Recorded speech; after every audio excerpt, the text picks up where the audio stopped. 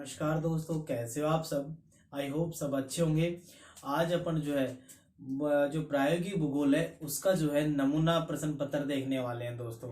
आज हम जो नमूना प्रश्न पत्र है उसमें जो आपको किस प्रकार से प्रश्न बनेंगे और किस प्रकार से कितने नंबर का होगा और कितने घंटे का होगा, आज हम जो है आपको उसके बारे में बताने वाले हैं दोस्तों।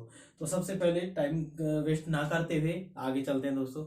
सबसे पहले तो आपको ये बता दें कि जो हमारा ये आपके पास जो प्रायोगिक भूगोल है उसमें से आपका एक तो दूसरा चैप्टर और एक आपका छठा चैप्टर, ये दोनों के दोनों चैप्टर हटा दिए गए हैं।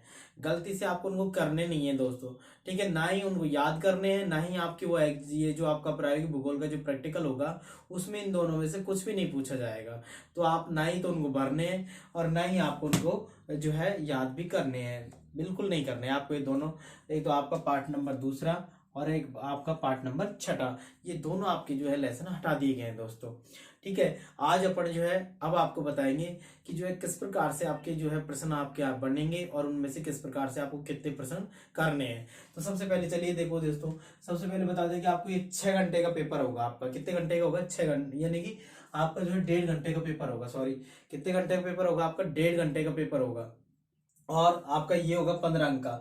पहले जो आपका ये 15 जो है ये 12 अंक का होता था, 15 अंक का न होकर के 12 अंक का होता था। क्योंकि पहले क्या होता था कि आपका 3 नंबर की जो आपकी एक सर्वेक्षण फाइल बनती थी, जो कि अपना जो छठा पार्ट है उसका जो है छठा जो क्षेत्रीय अध्ययन वाला है उसकी जो 3 नंबर की जो फाइल होती थी, अब की बार वो फाइल भी नहीं बनानी है आपको। आपका क्षेत्रीय अध्ययन वाला पार्ट हटा दिया गया है बिल्कुल। तो आपको जो है आपकी बारी 15 नंबर का होगा। आपका ये कितने अंक का होगा? 15 अंक का। और प्रत्येक प्रश्न जो है आपके ये बता रहा है कि कुल 3 प्रश्न जो है करने, इनमें से प्रत्येक प्रश्न कितने अंक का है? 5 अंक का है दोस्तों। ये ध्यान रखना है आपको कि प्रत्येक प्रश्न कितने अंक का होगा? 5 अंक का होगा। जिनमें से आपको जो है 5 प्रश्न मिलेंगे। इसमें से टोटल कितने प्रश्न मिलेंगे? 5 प्रश्न मिलेंगे और आपको उनमें से केवल 3 प्रश्न करने हैं दोस्तों। और आपको सबसे इंपॉर्टेंट बात बता दें कि जो पहला प्रश्न है आपका वो अनिवार्य है, यानी कि आपको वो करना ही पड़ेगा आपको। यानी कि पहला जो प्रश्न है अनिवार्य है। आपके इसमें जो है प्रश्न में जो एक अथवा मिलेगा, आप इन दोनों में से कोई सा भी एक कर सकते हो।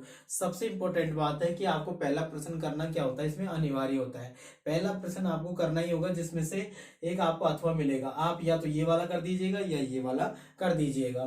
तो सबसे पहले अब आपको बता दें कि जो है जैसे ये दे दिया अपन को, सबसे पहले ये सरल दंडारेख बनवा रहा है, सामान्य दंडारेख की एक तालिका में दिए गए अलवर जिले के कुछ महीनों का तापमान इस प्रकार है और उसका एक सामान्य दंडारेख बनाइए। अब मान लीजिए आपको जो है इस प्रकार से आपको सारणी वहां से दी हुई मिलेगी। अब आपको करना क्या है, यहाँ पे ध्यान रखना है कि जो है सबसे पहले सरल दंडारेख आपको बता रखा होगा आपके टीचर ने भी, तो आपको बता दें कि इसी प्रकार से यहाँ पे एक लाइन लेनी है बिल्कुल सीधी और इस तरीके से सरल दंडारेख जो है आपको बता दें। सबसे पहले तो आप इनको जो है एक आरोही क्रम में जमाएंगे कि आरोही क्रम में सबसे पहले देखो सबसे छोटी संख्या जनवरी महीने की है, फिर है दिसंबर की, फिर उसके बाद में जो है आपका ये फरवरी का, फिर 15, फिर जून का है 35। तो आपको सबसे पहले इनको आरोही क्रम में लेना है। सॉरी दोस्त। तो इसको जो है सबसे पहले 6, अब 6 हमारा आया है यहाँ तक। जैसे आपको यहाँ पे ले लिया आपने 1 2, एक एक सेंटीमीटर पे, एक एक सेंटीमीटर पे लेना है आपको। 0 5 10 15 20 25 30 35 और ये आपके 40 तक ले लेना है आपको। अब पहला दे रखा है जैसे जनवरी का ही ले लो, कितना दे रखा है? 6। तो आपका 5 ये रहा 5 का, और इससे हल्का से एक ऊपर ले लेना है आपको। ये ध्यान रखना है दोस्तों यहाँ से। तो ये हो गया हमारा कौन से महीने का? जनवरी महीने का। फिर लेना है आपको दिसंबर का। दिसंबर का तापमान कितना जा रहा है दोस्तों? सबसे पहले आपको बता दें कि जो दिसंबर का है वो आपका 7 है ना, तो दिसंबर का यहाँ पे लिख देंगे हम। क्या आ रहा है आपका? ये जनवरी है तो आप जनवरी लिख दोगे यहाँ पे, ठीक है। तो इसी प्रकार से अपन जो है इनका आंकड़े को देखते हुए आपको ये एक एक सेंटीमीटर पे रखने हैं दोस्तों। कितने सेंटीमीटर का? एक एक सेंटीमीटर का।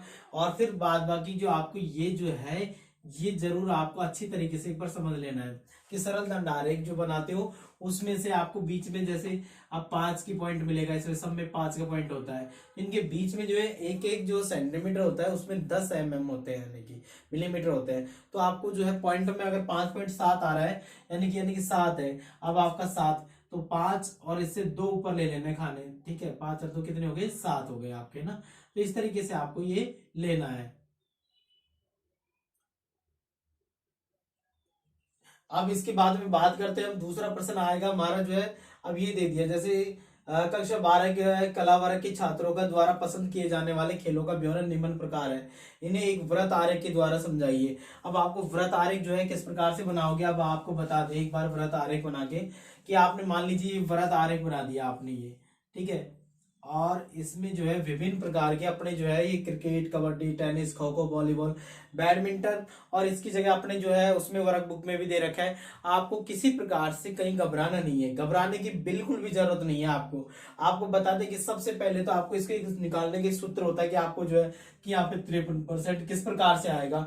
तो 53% जो है कैसे, जैसे 8% कहाँ ले, कैसे ले, तो उसके लिए आपको है कि एक तो सबसे पहले पदमूल्य ले लो आप।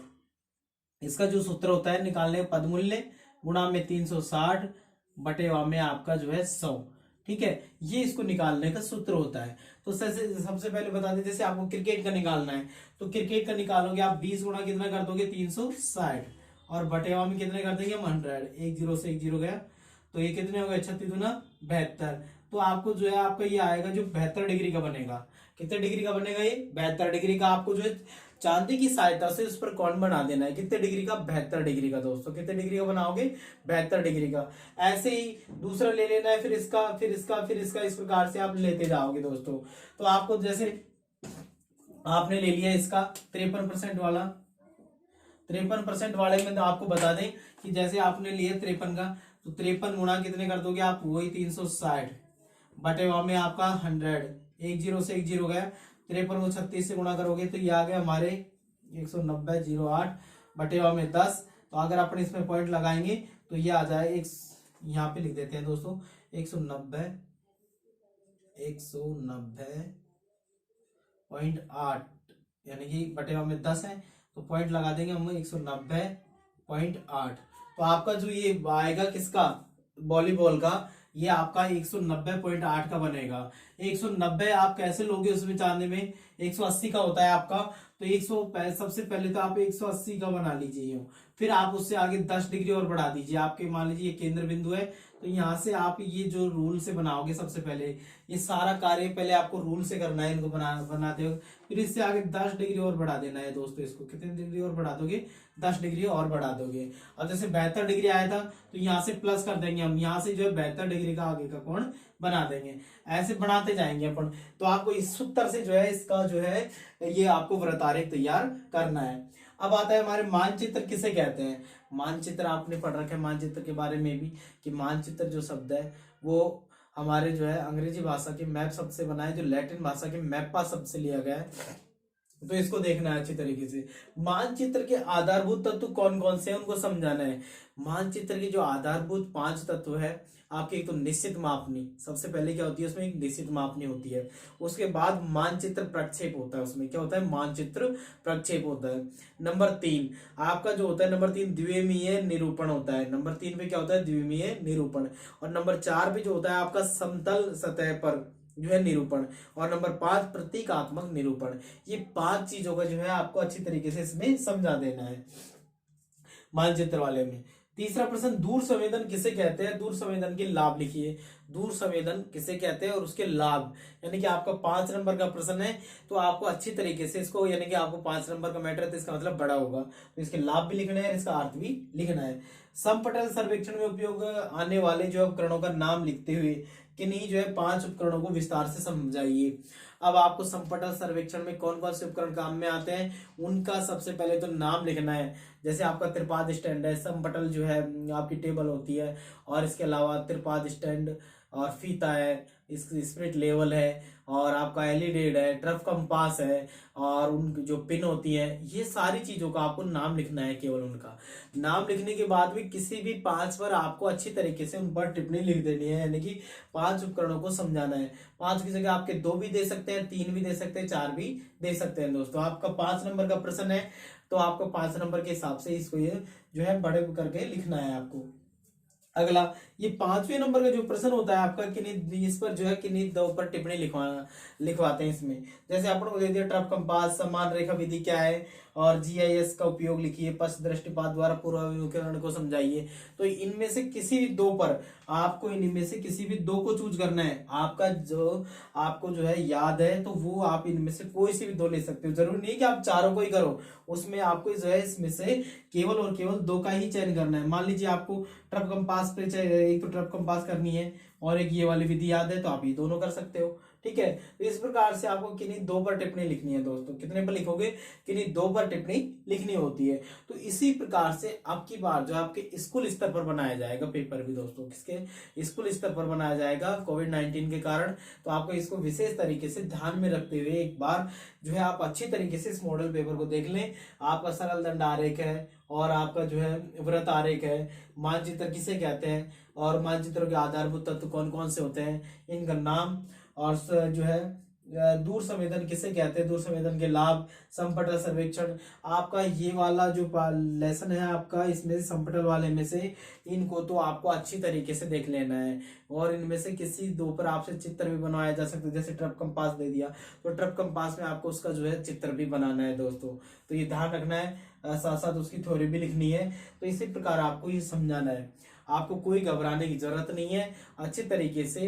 और आपका 1.5 घंटे का पेपर होगा, इसमें से 3 ही प्रश्न करने होते हैं दोस्तों। थैंक यू दोस्तों, वीडियो अच्छी लगी तो लाइक करना। आज के लिए इतना ही, थैंक यू। अब आप एक बार इसका स्क्रीनशॉट ले सकते हो।